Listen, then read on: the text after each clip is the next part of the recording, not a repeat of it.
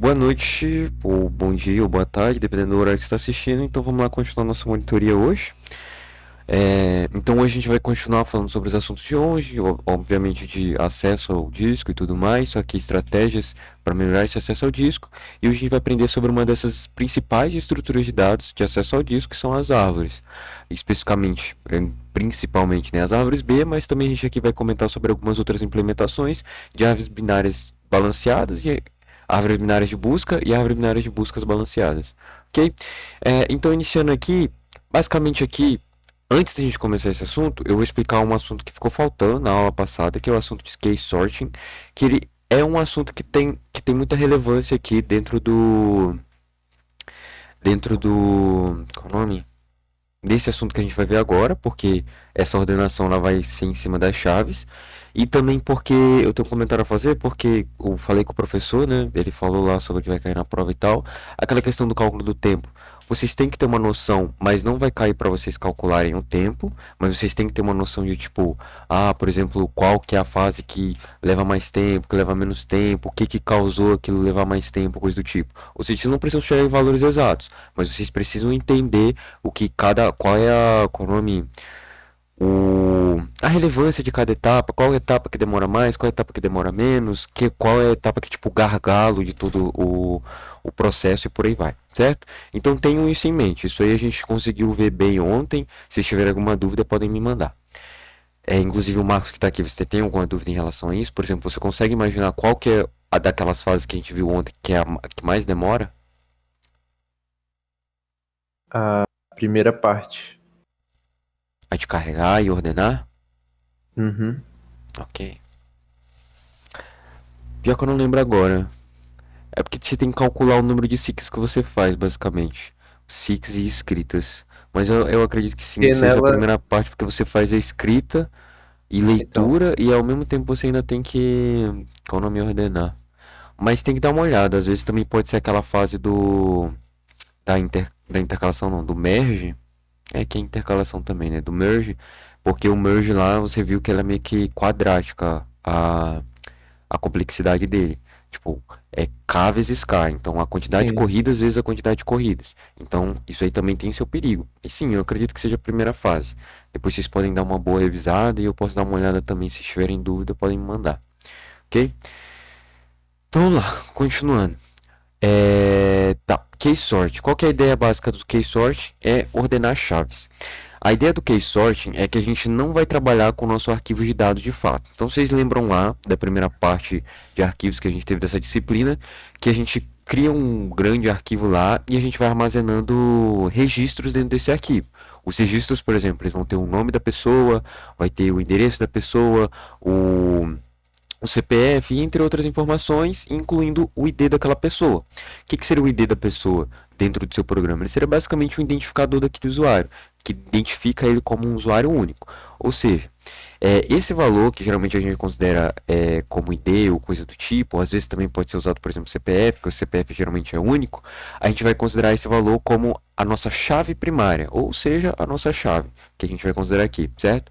A chave, ela basicamente tem essa propriedade de ser única, ou seja, não existem registros que se repetem a mesma chave, e devido a isso, a gente consegue, por exemplo, fazer uma ordenação em cima dessas chaves, apenas as chaves, e caso eu esteja buscando um registro em específico, basta eu encontrar a chave daquele registro, e caso essas chaves elas estejam ordenadas de forma crescente ou decrescente, a gente consegue implementar dentro dessa lista uma busca binária. Ou seja, o objetivo de key sort é eu pegar todas as minhas chaves que eu tenho de todos os meus registros, eu armazeno elas nos arquivos separados que a gente vai chamar de arquivo de índice, e aí toda vez que eu quiser fazer uma busca, não, não tô, calma, antes de eu fazer uma busca, pera lá.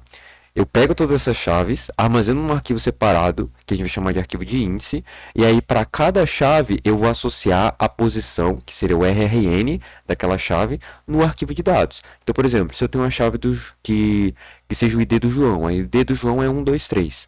Aí os dados do João, que é tipo o nome dele, o CPF dele, a rua dele, bairro, etc., eles estão cadastrados lá no nosso registro. Deixa eu ver até se tem. Aqui. Eles estão Não, se você cadastrados lá estiver no nosso mostrando alguma registro. coisa, eu não tô vendo. Ah, é verdade. Foi mal, esqueci de começar a transmitir no Discord. Perdão, rapidinho. retomando. É, esses aqui são os arquivos de negócio. Deixa eu só ver se tem um exemplo aqui para ficar mais visual. Aqui, deixa eu só pegar o certo, que tem um fixo, tamanho fixo. Então, pronto. A gente imagina aqui que esses são nossos dados. Pega só esses três primeiros aqui. Deixa eu colocar aqui na função de negócio. Realçador. Não, realçador não. Qual que era a ferramenta? Essa aqui. Aí já tá vermelho. Tá. Então vamos pegar essa parte aqui, esses dados daqui. Imagina que a gente tem essas três linhas aí.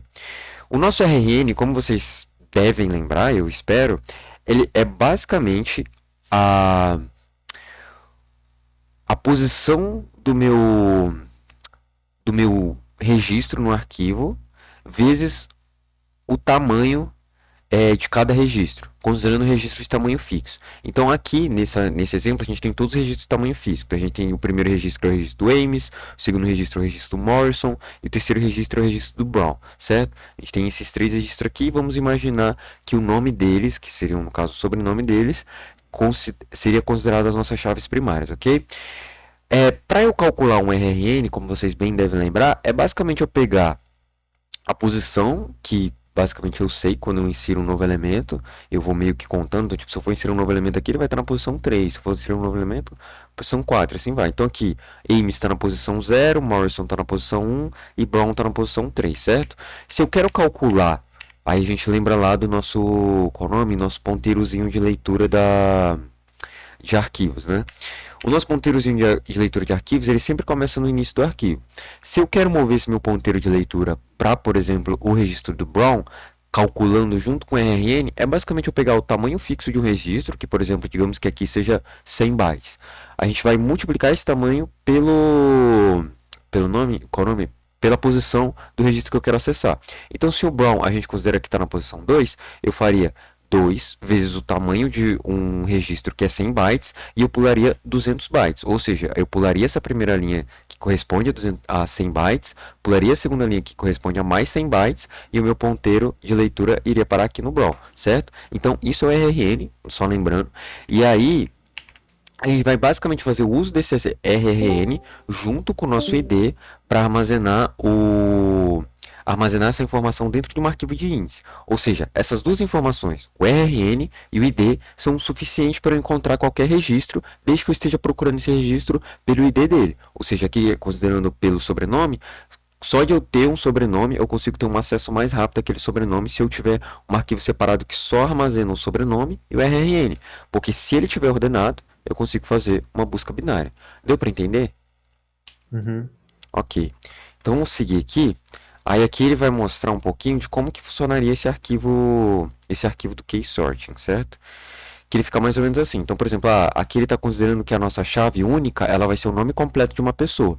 Então você pega o nome completo Helena da Silva, Kelly Ribeiro, Horácio Pereira e por aí vai, e você associa o RRN, que seria aonde é que está qual o nome? O dado por inteiro lá no arquivo. Aí aqui ele até demonstra que tem meio que uma setinha aqui, mostrando onde é que esse registro vai estar lá em um arquivo separado, que seria o arquivo de todos os dados. Ele especifica aqui, seria um array de keynotes.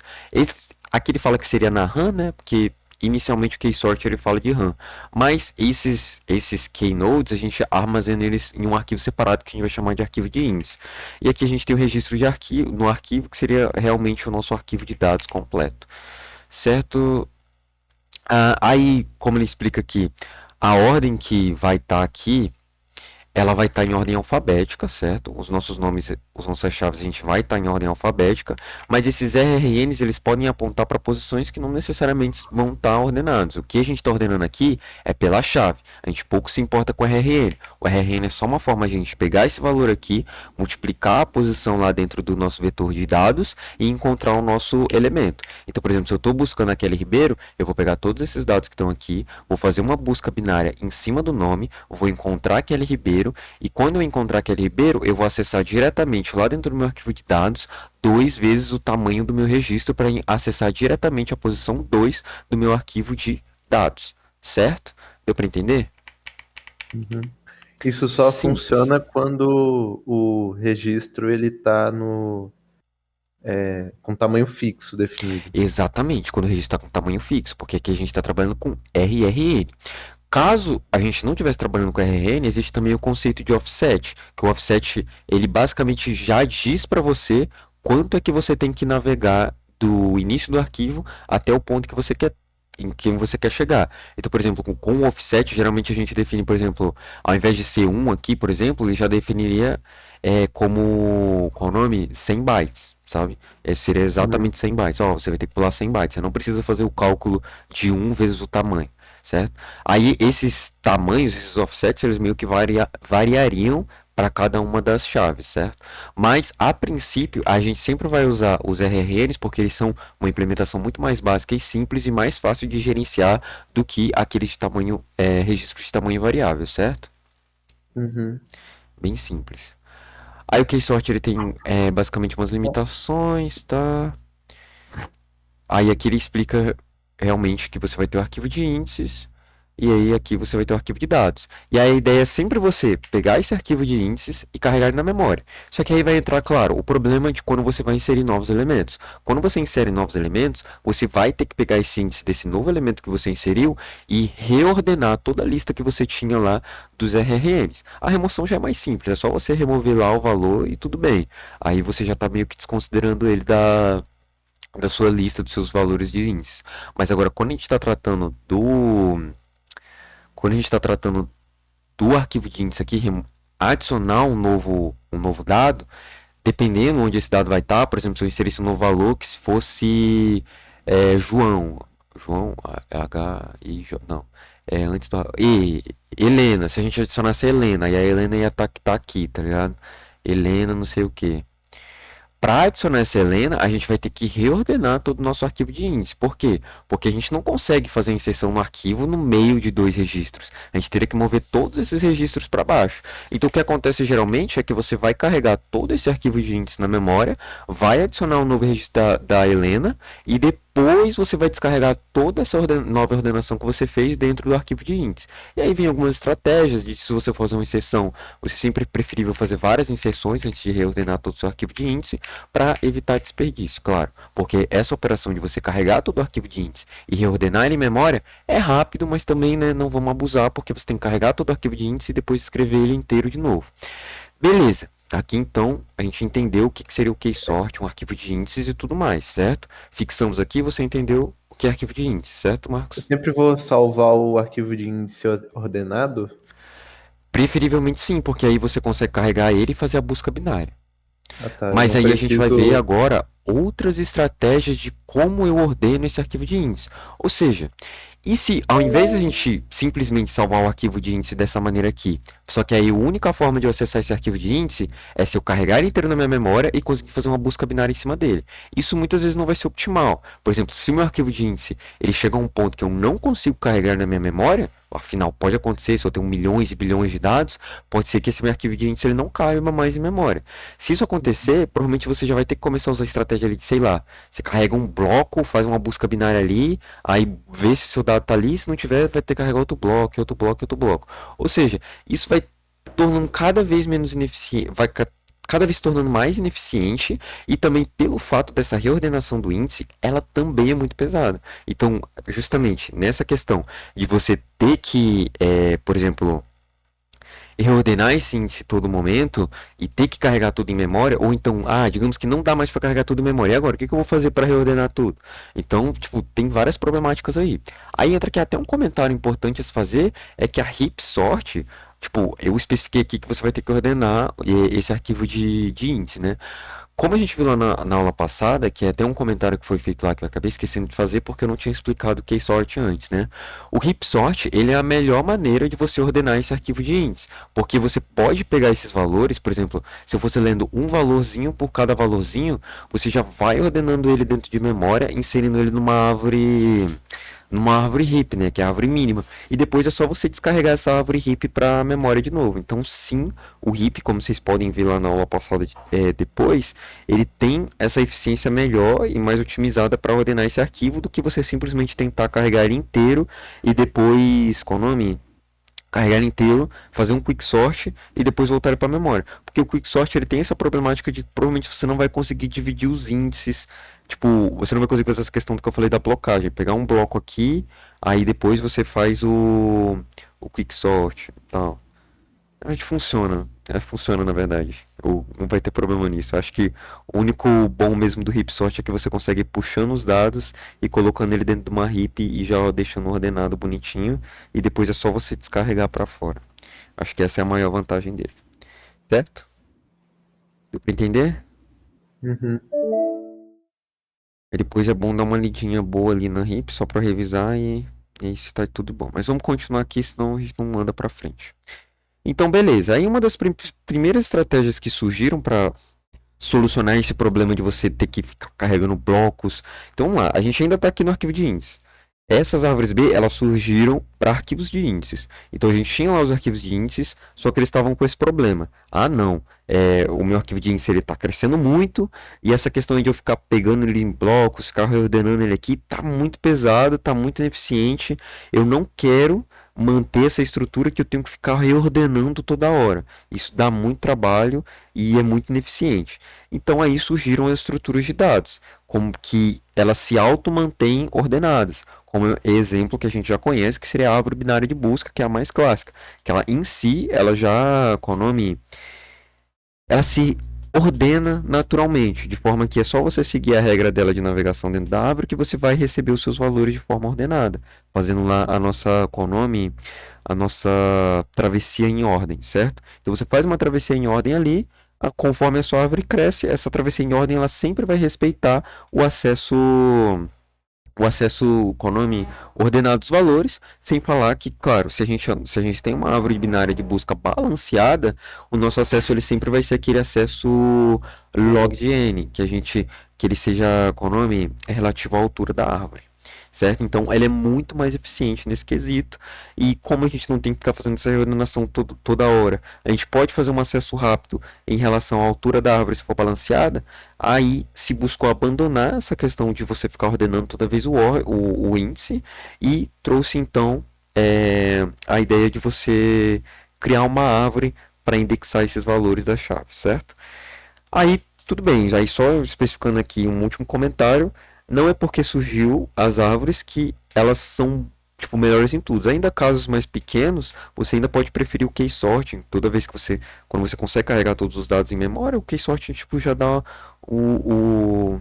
conta do trabalho. Muitas vezes, por exemplo, você está fazendo um jogo ali que você só quer armazenar algumas informações de um NPC ou coisa do tipo, o case sorting da vida já faz um acesso muito eficiente dentro do seu arquivo de dados. Você não precisa necessariamente estruturar toda uma árvore complexa lá dentro.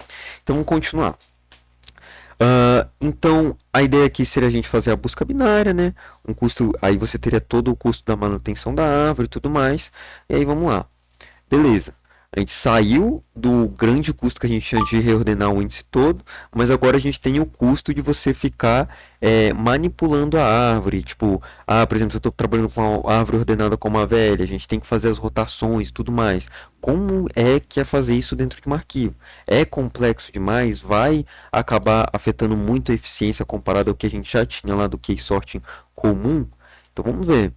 Ah, Primeiramente surgiu a solução da ABB, que é a solução clássica, né? Você simplesmente estruturou aqui uma ABB dentro do seu arquivo. Opa. Você simplesmente estruturou aqui uma ABB dentro do seu arquivo e deu nisso aqui, né? Bem simples de entender. Então, lá no início do seu arquivo, você vai armazenar o seu arquivo de índice, né? A gente que está considerando o seu arquivo de índice. Você vai ter um header que vai armazenar a posição no arquivo, RRN. Aí aqui a gente sempre vai trabalhar com registros de tamanho fixo. Um registro que cabe o tamanho da chave, o tamanho do filho da esquerda e o filho da direita, que são RRNs também. Então, left child e right child, o filho da esquerda e da direita, eles também são RRNs. E aqui é um tamanho fixo que você vai definir aí para o tanto de permutações que você quer permitir dentro do seu sistema. Tipo, eu vou ter ali o meu ID tendo 1 bilhão de possibilidades. Então, quantos caracteres seu ID tem que ter? Quantos dígitos o seu ID vai ter que ter para garantir essa quantidade de IDs? Mas, enfim, isso aí é um comentário para outra disciplina, né? Banco de dados. Então vamos lá. Então para cada um a gente vai ter registros fixos. Lá no header do nosso arquivo ele vai falar onde começa a nossa árvore. A gente vai para essa posição, calcula lá 9 vezes o tamanho do registro. E aí a gente vai parar nessa posição aqui que é o KF, a raiz da nossa árvore. Aí ele vai falar basicamente onde está o RN do meu filho esquerdo e do meu filho direito. E aí aqui, caso eu quisesse procurar uma chave específica, né? Que nesse caso são chaves especificadas por duas letras, a gente vai simplesmente descendo o menor, o maior em relação à árvore. Então aqui é uma busca binária não, uma árvore binária clássica que a gente simplesmente vai descendo aqui esquerda ou direita se for menor ou maior e simplesmente isso. Então, por exemplo, se a gente estivesse procurando TK, a gente vai lá e vê se o TK é maior ou menor do que o KF, é maior. Então aí a gente vai para o filho da direita. Aí vai para o RN3. O RN3 está onde? Está aqui. A gente vai para RN3. Aí SD é maior, o TK é maior ou menor do que SD? É maior. Aí a gente vai para a direita de novo, vai para o RN13. Aí o RN13 é o WS. Aí WS é maior ou menor do que TK? Aí o TK é menor, então a gente vai para a esquerda, então a gente vai para o 14. Aí lá na posição 14 a gente encontrou o nosso TK e retornou o RN de lá. Inclusive aqui ele não está Ô, mostrando. João, Oi. esses números são a posição Isso, aqui do ele só está arquivo? referenciando a posição no arquivo do RRN, mas essa posição aqui do lado, ela não está armazenada no arquivo, ela não é um dado, tá? Isso aqui é Aham, só ilustrativo.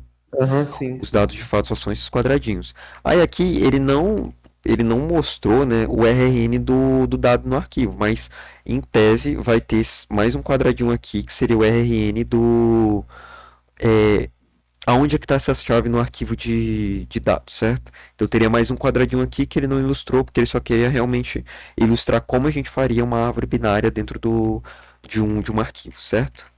Usando RRN. Uhum.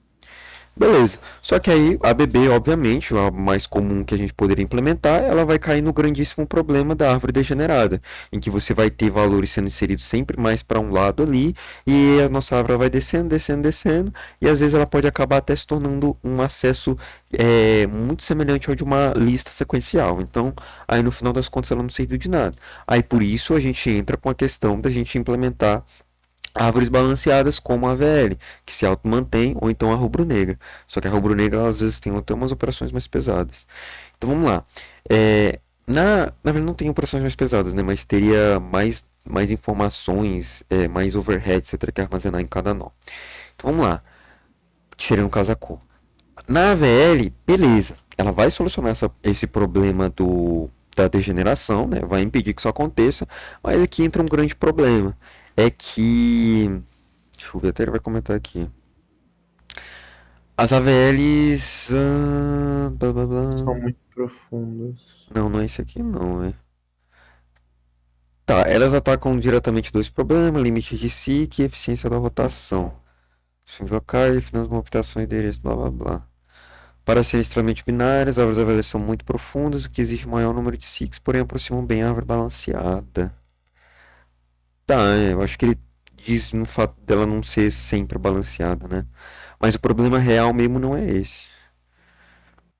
Blá blá blá. Ah, não, não, não, não. Ah, não, entendi o que ele quis dizer aqui. Tá bom, vamos lá. Vamos lá. Tem dois problemas aqui na VL.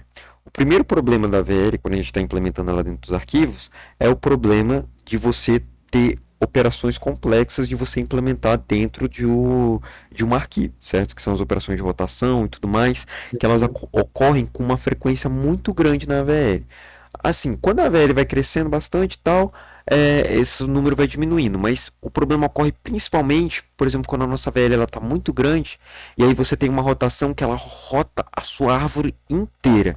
Imagina isso acontecendo para, por exemplo, um índice que tem 1 milhão de valores dentro da sua árvore AVL, e você inserir um valor lá mais na esquerda, e aí isso desbalanceou e você tem que rotacionar a sua árvore inteira lá por outro lado, e basicamente isso vai acontecer um número muito grande de operações de substituição de valores, de rotações, que em tese vai ser muito complexo e vai acontecer com uma frequência muito grande comparada a uma outra árvore que a gente vai ver a seguir. E aí o fato desses nós, cada nó da nossa árvore AVL, ele armazenar um dado único, ou seja, essa bolinha aqui, ela representa uma chave só, essa bolinha aqui é uma chave só, essa bolinha aqui também é uma chave só. Quando a gente tem 1 milhão de valores, a gente tem 1 milhão dessas bolinhas. Então a tendência é que essa árvore ela cresça bastante. Conforme ela cresça, ela vai efetuar muitas operações de rotação e tudo mais, apesar dela não causar nenhuma degeneração e garantir que a nossa árvore esteja balanceada e tenha um acesso rápido, ela vai ter um custo muito grande de manutenção. Ou seja, a manutenção dela é muito grande. Eu estou sempre inserindo valores pequenininhos, sempre um valor único. Isso vai querer que eu faça várias rotações o tempo todo e coisa do tipo. E no final ela vai se tornar muito ineficiente. E por isso a gente traz uma nova estratégia, que é a estratégia das árvores paginadas.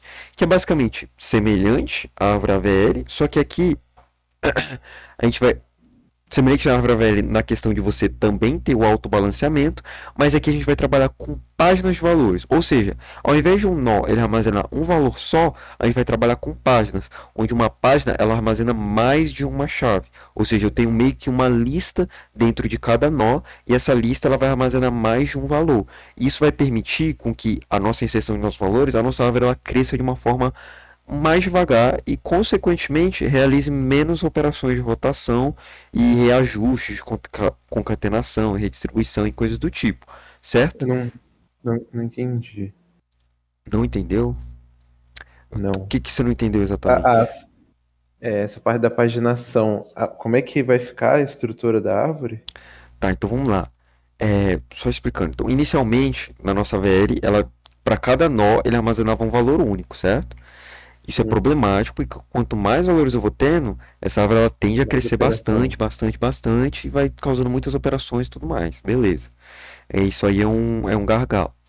Aí até a gente vê aqui, ó, nossa árvore vai crescendo. Aí tem. Ah, não, esse aqui, ele até falou umas árvores binárias paginadas. Espera aí.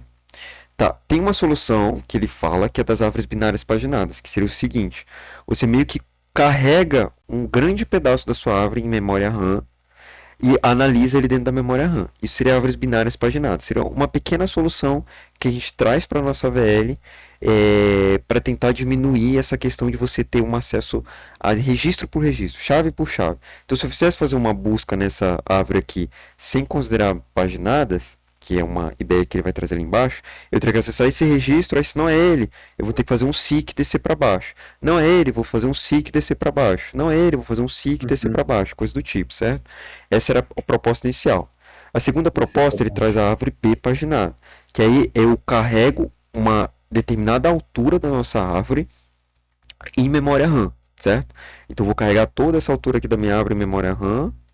Aí depois a próxima altura eu vou dividir em blocos, eu vou carregar todo esse bloco de 3 de altura, todo esse bloco de 3 de altura e papapá, certo? Isso foi uma outra estratégia que surgiu. O problema dessa estratégia é que você vai meio que gerenciando isso aqui por partes. Então você gerencia essa altura, gerencia essa altura, gerencia essa altura meio que por partes. Aí, deixa eu ver se ele mostra. Não, ele não vai mostrar. Mas tem um problema em relação a isso, que é o problema desse gerenciamento, ele acaba não tendo uma comunicação tão eficiente. Por exemplo, você pode ter um desbalanceamento aqui que ele não vai ser comunicado aqui em cima. Esse slide aqui ele não vai demonstrar isso, mas enfim, isso pode ocorrer. Por exemplo, você tem um desbalanceamentozinho aqui dentro desse bloco, só que ele não é o suficiente para subir para um desbalanceamento aqui, e as rotações elas não se comunicam bem entre esse bloco e aquele bloco, certo? Então tem alguns probleminhas aí em cima desse método, só que ele ainda assim garante ainda assim uma boa eficiência, tá? Melhor do que, claro, você fazer um seek para cada chave que você tem. Ou seja, aqui a gente vai fazer um seek para cada número de altura, bloco de altura que a gente tem. Então a gente carrega esse bloco inteiro e manipula ele em memória. Carrega esse bloco inteiro e manipula em memória. E a gente está conseguindo manipular 7 valores de uma vez em memória, ao invés de estar carregando um por um, certo? Uhum. Beleza, essa aqui foi a ideia das árvores binárias paginadas. Só que aí uma outra ideia que surgiu, que aí seria a ideia das árvores B, seria você criar, fazer com que a chave, cada chave, ela representasse uma página, uma lista, por assim dizer, que armazena várias chaves. Aí aqui finalmente a gente chegou. Aqui eu tenho a confirmação que é isso Uhum. mesmo. Então, para cada nó, eu vou armazenar várias chaves, certo? Cada nó Uhum. eu vou armazenar várias chaves. Então, por exemplo, aqui nesse caso eu estou armazenando a chave A, B, C, D, E, F, G. Beleza, aí você se pergunta, mas aí, tipo, como é que eu vou fazer a minha busca dentro da árvore se, por exemplo, cada nó que eu tenho dentro da minha árvore, ele vai armazenar várias chaves? A ideia aqui é que cada página, cada nó que a gente tem dentro da nossa árvore, a gente vai carregar ele inteiro em memória e tratar ele como se fosse uma lista sequencial ordenada, porque esses valores eles vão estar ordenados dentro do nosso bloco, certo? E quando eu Uhum. trato esses valores como uma lista ordenada, o que, que vai acontecer? Eu posso fazer uma busca binária dentro deles, ou seja, eu vou carregando página por página, nó por nó, que cada nó é uma página que contém vários valores, várias chaves, e dentro dessa página, nó que eu carreguei, eu vou fazer uma busca binária ali dentro.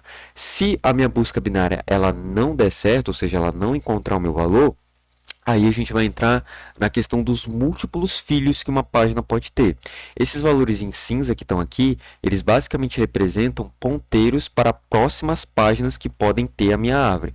Então aqui, por exemplo, nesse bloco aqui, ele teria um, 2, 3, 4, 5, 6, 7, 8 blocos possíveis de filhos, e cada um desses blocos possíveis de filhos vão ter uma outra página, ou seja, um outro nó completo para eu analisar, certo? E aí eu vou seguindo fazendo essa análise. E aí é bom vocês lembrar lá que a nossa busca binária, ela pode retornar a posição em que um elemento ele deveria ser inserido. Tá, vamos lá. Aqui vai ficar um pouquinho confuso porque talvez vocês não lembrem. Mas basicamente a ideia é que a nossa busca binária ou ela vai retornar o valor que ela encontrou dentro dessa lista, então tipo ela vai procurar A, B, C, D, E, F, G. Vai procurar se o meu valor está entre esses. Se o meu valor não estiver entre esses, o que, que a minha busca binária ela vai fazer? Ela vai parar o ponteiro dela na lista, ela vai parar na posição em que o meu elemento deveria ter sido inserido. Por exemplo, se eu estivesse buscando a letra Z dentro desse meu vetor aqui, usando a busca binária, ele ia procurar em tudo aqui e no final ele ia parar no G e tipo, como o G ele é único aqui, ele vai falar que na posição do G ou na posição sucessora do G é a posição, oxe, meu mouse tá flicando. Na posição sucessora do G é onde deveria estar o meu novo elemento, certo? E aí, essa posição que ele nos dá de onde que deveria estar o nosso próximo elemento é aonde a gente tem que descer na árvore. Por exemplo, se caísse um valor no meio, por exemplo, se a busca binária ela parasse no C, certo? Ela dissesse que a próxima posição depois do C seria onde o meu novo elemento deveria ser inserido.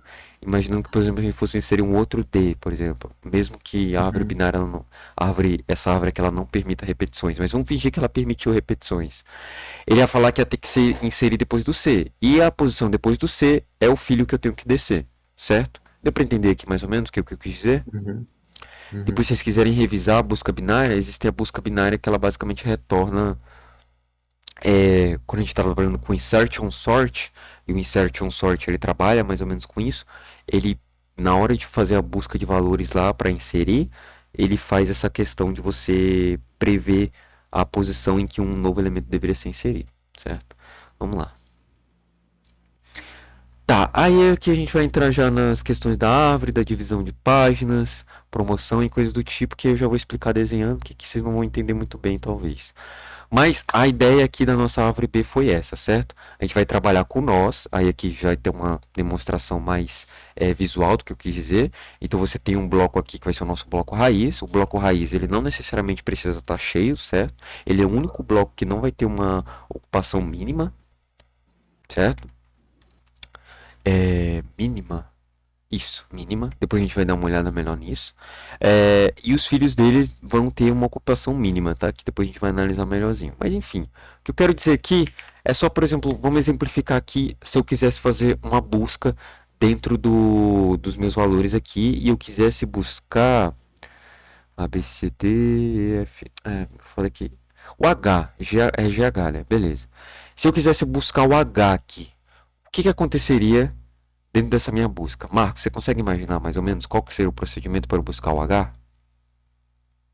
Ele ia começar pelo E, verificar se é maior, ou menor. Se for maior, ele ia pro ponteiro da direita e Não é descer. exatamente isso. Tipo, apesar do E ser um elemento sozinho, ainda meio que ocorreria. Talvez você até poderia definir uma exceção, mas a ideia é que vai ocorrer uma busca binária dentro do nó do E.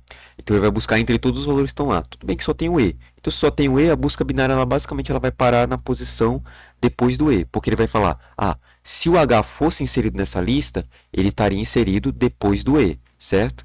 Então se ele está inserido depois do E, a busca binária vai retornar meio que essa informação para a gente. Significa que a gente tem que descer à esquerda do E, certo? Então a gente desce para aquele nó ali de baixo, onde tem o F, G e o J.